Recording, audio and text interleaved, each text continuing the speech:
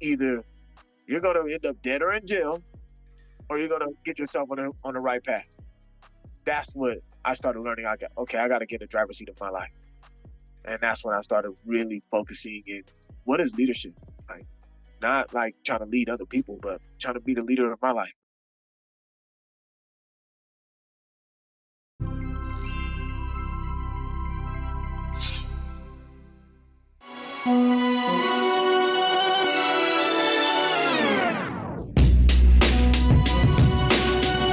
Hi, everyone. This is Raina Carrillo with Purpose and Passion. Make sure to go to YouTube and type in Luxe Media. And I want you guys to go ahead and subscribe, press the like button, you know what I mean? And leave a comment. So I'm really excited today because, when my fierce mentor and friend Candace gives me amazing people, I'm so excited to connect. So today we have Isaiah Warren. He's a certified NLP practitioner and my favorite for me, leadership coach. Woo!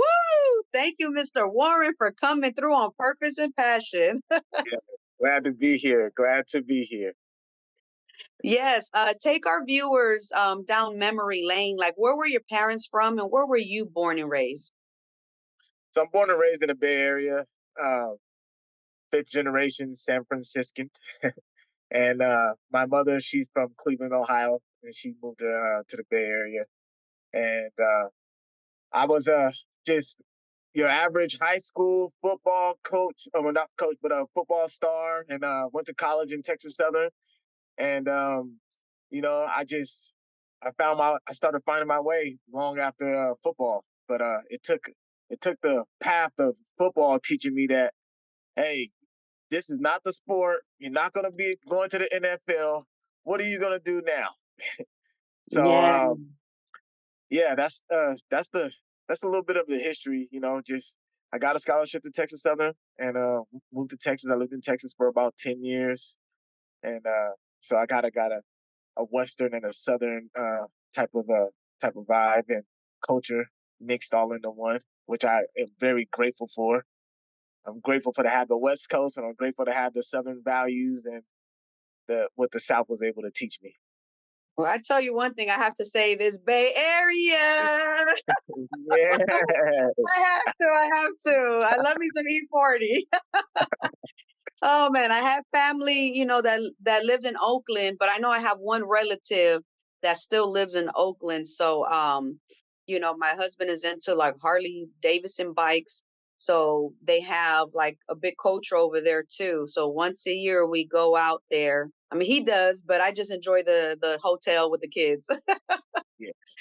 And it's beautiful. And then you talk about Texas. My mom was born in Port Arthur, Texas. So it's by Beaumont. And Okay. so when I go to Texas, it's beautiful. The culture is beautiful. The Creole food is beautiful. Is amazing. And I love going to get some boudin when I'm out there. I love that. Gotta It's get just, some boudin. Got yeah, to. it's delicious. Yes, yes, yes. And so when I hear about, the West Coast and, in the South, like I get you. I really do. I remember like, growing up in Inglewood, like we don't wave at people. So when I went to Texas, people were waving at me. I didn't even know how to intake that. I was like, Yeah. what? But I learned a lot. And so yes, so that's awesome. So talking about when you mentioned about you're playing football in college, and how did you know within that the NFL wasn't going to be your future? That's a good question. Like I started playing football when I was 8. So a lot of this, like a lot of my teachings now are that's why I teach people how to be a leader, not just of leading other people, but yourself. Because I started playing football because my dad was playing football. And that was like, oh, this is the way out to make some money. From eight Hmm. years old all the way up to 26 years old, I never missed a year.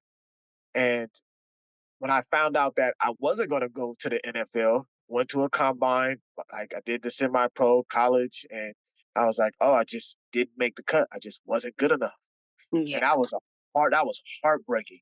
And there's so many athletes out there that just when their career comes to an end, it's like life stops.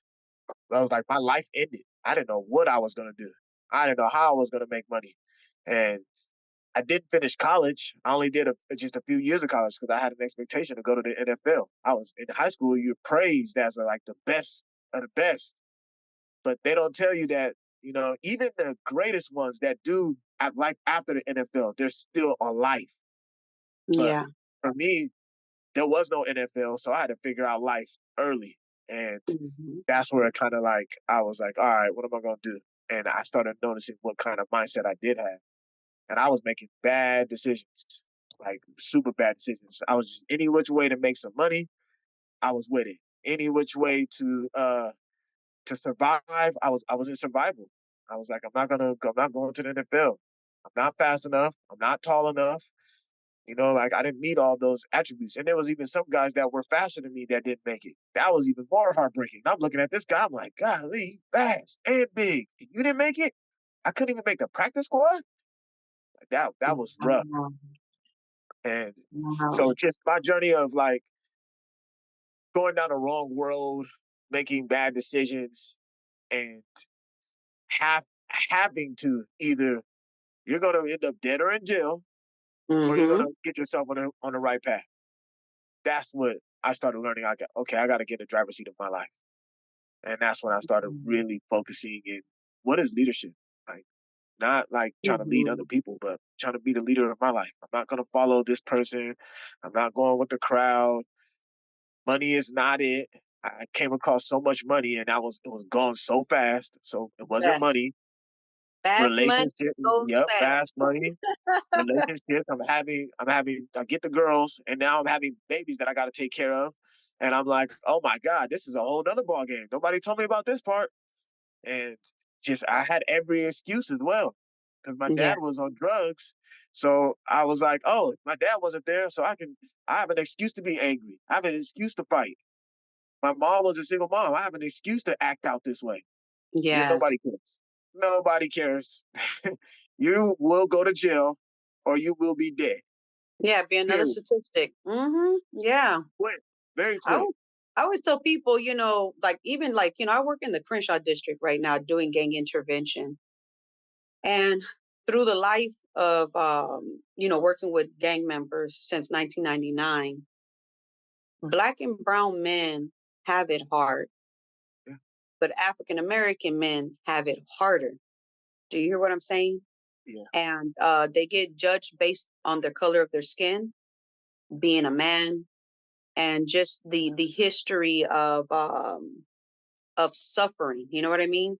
And so even though like when I reflect back, like I'm mixed Creole, so I look back at, some of my relatives, through hearing the family stories, but going to ancestry.com to get the documents of, like, for example, I had one relative that could pass for white, and he didn't lie to nobody. He just moved from Louisiana to Texas to start a fresh life, right? And I remember my family telling me the story that my great grandmother, Mama Neen's twin brother, was hung on a tree. Wow. And but his death certificate said suicide. Who hangs themselves in front of their house? Do you hear what I'm saying when it comes to suicide? Usually suicide is more intimate in the home, a hotel, kind of like come, you have to open the door to come see me, right? Not just out in a front yard, in your house. Not on And display. yeah, so when I reflect on seeing with my family of color, whether they were light skinned or African slaves, I see the history and the trauma. And even though we don't so called go through the slavery, but some of our ancestors' stuff, I believe it hits generational. You know what I Oh yeah. mean? It's It hits passed down genetically. generational. Yes, The that's how I trauma can be feel. passed down genetically through family, through all just Pregnancy, yes. man. And it's just getting passed down. And if it's not stopped or healed, or somebody doesn't make that turn and say, hey, I'm gonna do something about this, it'll just keep going. Yes. Period. So That's so history. Isaiah, did you start the certificate NLP practitioner class first or the leadership coach first? Which one did you do? I started first? with I started to become a practitioner first, and I Okay. joined that. Yeah, I joined the NLP because NLP was teaching me about communication with myself, and then how to communicate with Yes. others. And that's what I needed to learn how to do first. Just heal what trauma was going on, even understand Mhm. what trauma. I needed to understand emotions. Why was I angry? Why was I sad? I had no idea about any of those things. And through Yeah. NLP, it was able to teach me that. And it was able to allow me to ask questions. Growing up in a Christian household, it was asking questions was like, no, you don't ask that. You just don't ask. Yeah. You're told to suck it up, be quiet, shut up, keep going. You're crying. Oh no, suck it up. Boys Yep. don't cry. Get over it. Yep. Get I over it. hear you. All those things. And I through NLP, I was able to like really face that and really understand like, okay, it is okay to cry. I do have Yeah. trauma. It's not Yes. okay to sit in it and use it as an excuse, but it's time I Yeah. face it. And I changed my perception on how those things were involved in my life. I don't no longer use it as an excuse. I now use it as more as like a this is a battle wound that I went through, an experience that I experienced. Now I can move forward. But Wow. I got into coaching because I started seeing there's so many of my peers and friends that were dealing with that. And that's why I like your podcast, like Purpose and Passion. I'm like, this is my purpose. I'm meant to do this. I'm Yeah. passionate about this. I can talk about this all day long. I deal with it day to day because every day I wake up, I got to face myself every Yeah. single day. I got to look in the mirror and face myself, whatever challenges I got to deal with. I got to do it every day. And then my old self still presents itself every single day, whether it's with my mindset, whether it's with my diet, whether it's with anything, making decisions on relationships. Certain patterns still pop up, and I got to still kill each one of those every single day. Yes. But you know what the amazing thing is, Isaiah, is that you know, you know what I mean? Like you know how to deal with those things that come back, right? You know, and most people in life, like right now, I'm going through some personal issues, and the only thing that keeps me lifted because I could be so destructive, right? Go back to the old behavior patterns, right? And so what keeps me lit like uplifted in the drama that I'm going through currently, I I always depend on God. And because I feel like sometimes I need something greater than myself because sometimes I'm weak, right? Right, And I remember I went to the Culver City stairs yesterday. And I said to myself, I want to take all the resentment, the anger, the frustration, the disappointments out on these stairs. And these stairs feels like you're walking to heaven because it's a hell of a like my gosh, the stairs up at Culver City stairs. Oh my God. I went, I walked down first because you have to walk all the way up and then you walk down. And it was a hell of a walking down. And when I walked back up, it was like I was burnt out, like, oh my God, like I can't do this.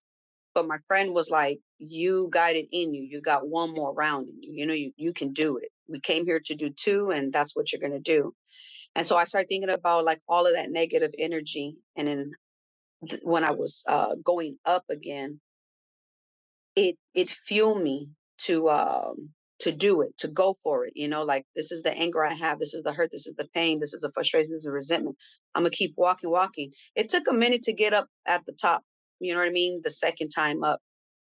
But it was a release when I went back down. And so I felt to myself like I had to depend on God to get to the top twice. Because walking down is hard, but it's easy because you're going downhill. But right, walking right. up on them stairs, and the stairs weren't normal. They were like too big. None of the stones were matching. And I have little legs, so it was like wow, you know, like today I am sore. I am sore. And so so when you're working with people for because you're a certified NLP practitioner, what is one of your advice when people are going through things personally? Like, what would be one of your advice for our viewers today? Believing Before Seeing, a new bestseller by Candace Barr. Order your copy today. So you mentioned dealing with anger and resentment, right? Mhm.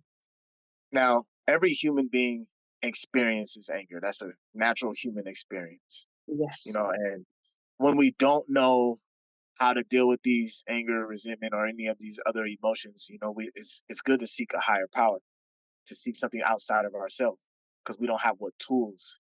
But if Mhm. I can give you a tool right now for anger, it would be Write it to down. yeah. I'm gonna write it down. I'm taking my So notes, the, teacher. the first step is understanding, okay, anger, asking questions like, why am I experiencing this anger? What triggered it? What's surface level, right? What's triggering this anger? It's most of the time it's something outside of us, right? On the surface Mhm. level. But then what you want to do is you want to ask yourself, when was the first time, if I was able to remember, when was the first time I ever experienced anger? And now when I'm working with people one on one, this is a key point. Most people say, I don't know. I can't remember. And my response is, well, what if you were to know? And you allow yourself to sit with yourself and think, when was the first time I experienced anger? And here's a better question. Was it before, during, or after my birth? So sometimes some people can remember as far as it can go back as far as before birth. I remember I have this reoccurring memory of my great grandpa experience. I'm just making this up, but my great Yeah. grandpa going through this certain situation, and I'm having that. I remember that, and I feel this anger towards that when I think about the first time experiencing anger. Or you can say, I remember this traumatic time when uh, during birth, when my mother was having me, and it was just a stressful time. Or you can say it was after birth, when I was Might six as well years be after old. birth. I'm like, Yeah, it so might be after birth. So if yours was after birth, let's do this process now for anger. Yours was after birth. What was the first age? Was it between 0 and 7? 6. I think it's Six 6. 6 years old. Now, Yeah. if you were to know, can you tell me what happened between 0 and 6? What was the event that took place? The first time you experienced anger. So the first time I experienced the anger, and you know what, I'm happy you're doing this through our podcast today, because somebody needs to probably hear this, right? You know what I mean? Absolutely. Because this And is I do so this new with to me. I'm like, wow. every single emotion, I go down a list: fear, hurt, anger, guilt, sadness, shame. All of them, they all have a root cause. So we're doing Mhm. anger right now. Yes. Wow. All right, Isaiah. I'm gonna need a book of Isaiah for this NLP session. So for me, I would say the memory was telling my great grandmother her husband touched me the wrong way, and her bringing me to my step grandfather, which I thought he was my real grandfather. I didn't know he was not. And she confronted him in front of me, and he said he would never do anything like that. And then my grandmother turned to me and says, "Don't you be lying. God don't like liars, and you better not say this to nobody." That's when it was like the first sign of rejection and anger, because it's like, I just came to you to tell you what happened, and I trust you because you're my grandmother. But in return, it was rejection and hurt that end up turning into anger after the fact, because I resented her for a long time. Right. And we think about this. I know our time is a little bit of a limit, but think about this. Everything that you're saying from your language, anger, resentment, rejection, hurt, they're all connected, right? So what Yeah. I want you to do right now is, using your imagination, just imagine. Hmm. First, I want you to do is point to the past for me with your hand. If you were to able to point to the past, would it be side, back, From the back. or Yeah, back. or behind you? And point to the future. Oh, frontwards. Now that's your timeline, okay? That's a general timeline, and I'm kind of doing this in like a speedy way because we this is just a quick Yes, time an that we have. example. Right. So you have your timeline: past behind you, future ahead of you. Using your imagination, I want you to imagine yourself floating up above your body. Just imagine. You're floating up above your body, looking down on your timeline to where the past is behind you and the future is ahead of you. And I want you to Mm. float back to the time when you were 6 years old, the very first time when you're 6 years old that you felt anger, to this event. And you're looking down on this event.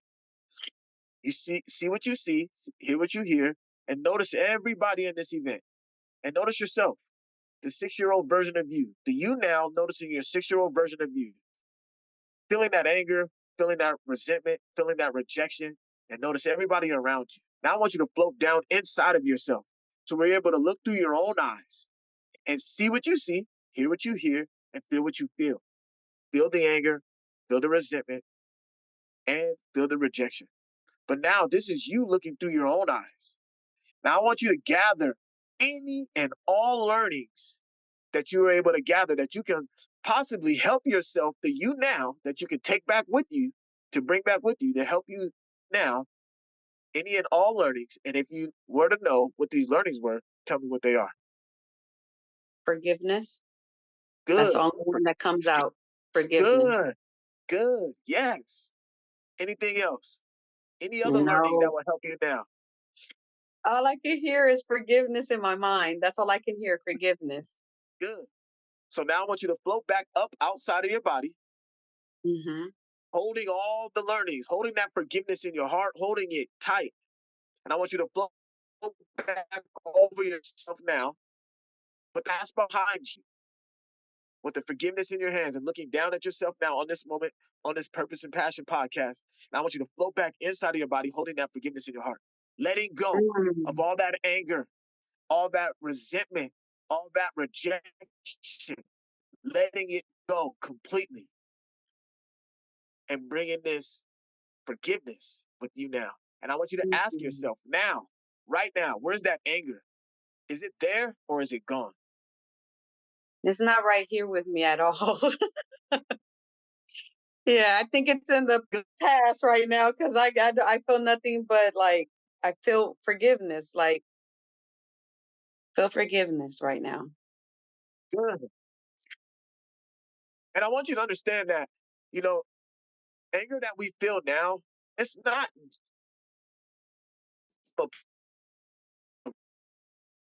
a root cause. And with this forgiveness, it'll allow you to forgive a lot faster, easier, and effortlessly whatever situations you're faced with now. Whether it may be an Mm. argument with your spouse or somebody got on your nerves at work, it's easier to forgive, and you can hold that forgiveness and say, "Hey, you know what? Because the 6-year-old, you just let it go at the root." Yes. That's NLP, communication with Wow. God. Man. Well, man, this is powerful. How can our viewers find you on social media? You can find me at A Leader Leads on social media, Instagram, Isaiah Warren on Facebook. Um, and or just email me at aleaderleads18@gmail.com. And I help people who want to become a leader of your own life. Pull things at the root, get to the root of everything, and start dealing with things at its face.